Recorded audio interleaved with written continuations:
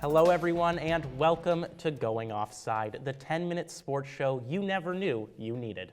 My name is Sammy and I'm joined by my protege, Sam Forrest, and we've got Sam, I thought we talked about, wearing suits, looking nice. I got my shirt ironed, you're in an old hoodie. Okay, well, I told you, my suit's at the dry cleaners. It was my bar mitzvah yesterday. You're a grown man. What do you mean your bar mitzvah?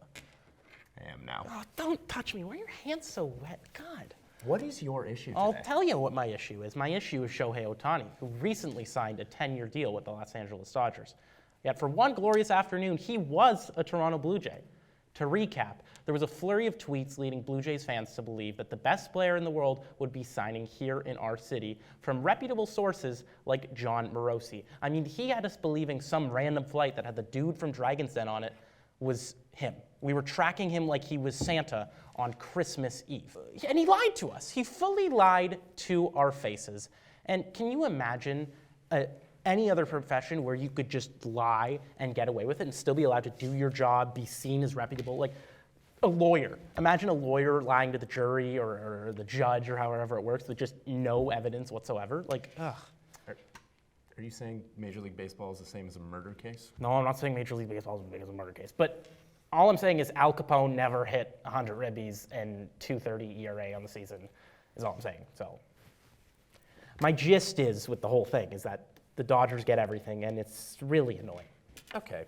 Well, even though most of what just came out of your mouth is complete nonsense, I do agree with the Dodgers getting everything part. From Ohtani to Yamamoto to Hernandez, it seems like California's only real baseball team will sign anything that walks. And hold on, just get your sweaty sec. hands off my suit. I'm getting reports from our producer that, that the Dodgers have just made 3 more huge signings. I'm hearing they've inked utility player Pablo Sanchez and Commissioner Rob Manfred to matching 8-year, $800 million contracts, as well as signing the Commissioner's Trophy to a 15-year deal that will be paid entirely in Cuban pesos and condiment packets from the concession stands at Dodger Stadium. And I'm also getting word that baseball just died. Well, I mean, if it's dead and it's the Dodgers doing it, it's probably going to be deferred over 15 years, and then at the end of the 15 years, it's going to be a lump sum, death, or whatever. Yeah. Anyways, in other better news, we recently saw the inaugural PWHL season begin.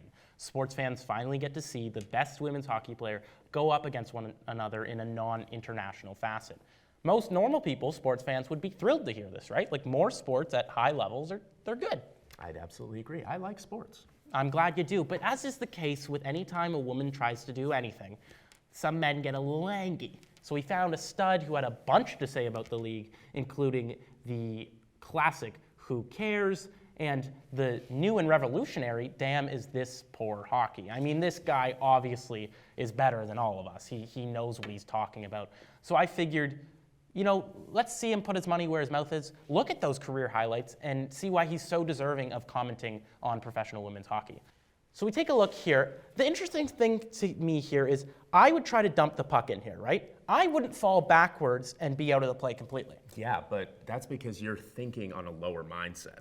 That's right, and he falls again. See, I would have not done that and been good at hockey. And then he goes to crawl to get his stick. I would have just quit the sport whatsoever, but he's clearly just so much better than we are. See, the strategy of intentionally making your team shorthanded is absolutely fascinating. He just looks like a gazelle. He really does. Out there. Unfortunately for our friend here and the rest of the Nobody Watches women's sports community, the PWHL's inaugural game at the Mattamy Athletic Center, featuring a matchup between Toronto and New York, was sold out. The crowd was absolutely electric. The building was buzzing. So naturally, Toronto got whooped. Because is there anything more Toronto sports than getting shut out in your first ever home game in front of a packed barn? I mean, yeah. Not only does the entire organization that is the Toronto Maple Leafs I'm so sorry. I'm sorry. You okay? No, I'm good. You need a breath? No, I'm good. I'm sorry. Okay. That's my But let me finish. The Detroit Pistons had the longest losing streak in NBA history. That's 28 games or 1,680 minutes of gameplay, which is like watching the B movie 19 times. It's an odd reference. No, it's great. But it all came to a halt after the Toronto Raptors were slated to play them. A trade that left OG Anunoby headed to New York meant Toronto's lineup was looking bleak. So in true Toronto fashion, they lost by a mere embarrassing 2 points. Congratulations, Detroit. You've officially lost the title of can't have capital of the world.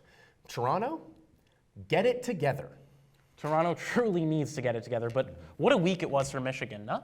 Oh, absolutely. For the first time in 26 years, the Michigan Wolverines won a college football national championship. But a lot of people feel that it comes with a bit of an asterisk, because a few weeks ago, allegations surfaced that the Wolverines were stealing signs from other teams, and it outraged the college football community. Now, me personally, I don't see what the big deal is. It's not like this would be the first time a group of university students cheated.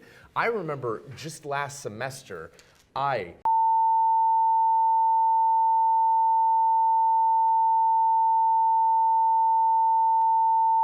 crazy. Okay. Jesus.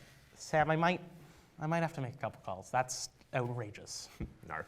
And you still failed? Yeah. God. Let's move on. Esports. Esports is something here at Going Offside that we take seriously. You know, a lot of people don't, saying they're not true athletes, but we think they are, and I think we want to shed some light on that. So it's about time to check in with our esports correspondent, Charlie Smeechin. Thanks, guys. Thank you. Thank you so much, awesome. Charlie. That You're was so great. perfect. You're so Awesome. great. That was great. So great, You did really Charlie. good. I really thought you hit your stride at We'll the end see there. you next week. That was really good. We'll see you next week. Oh my God. I hate it. The whole time just droning on and on and on. Like our show is only 10. And speaking of, yeah, they're playing us out. All right. So you know what that means? It is time for the Sam update. The what? The Sam update. We're both named Sam. We talk about athletes named Sam. It's like a thing that No, we it's do. not. It's like It's our not a bit. thing. Okay, It's not a whatever. thing. It is a thing. Sam Kerr, the football player for both the Australian national team and Chelsea, her season is over as she tore her ACL. Sam Lafferty, on the other hand, in true ex-Leaf fashion, is on pace to obliterate his point totals. Sam Darnold, he might be a better QB than Brock Purdy, who doesn't throw 4 interceptions, which is nice. And Sammy Sosa, he is still very much retired from the MLB. Awesome. Are you done? Wow, you got somewhere to be? Not here. That's it for us here at Going Offside. Thank you so much for watching, and we'll see you next time. No, that was your worst take I've ever seen you do was- in anything. You didn't hit one line don't. properly. I mean. You're an idiot.